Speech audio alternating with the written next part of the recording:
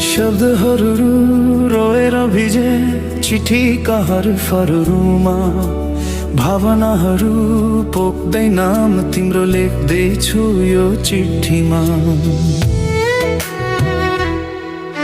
सम्झनाको आवाज सुनिन्छ हरेक शून्य रातमा, अझै म बाँचिरहेछु तिम्रो नामको सासमा। थिए सपनाहरू सयौं जिन्दगी भर तिम्रो साथको, तर तोड्यो बाचा मर्नु रहेछ तिम्रो हातको। तोड्यो बाचा मर्नु रहेछ तिम्रो हातको।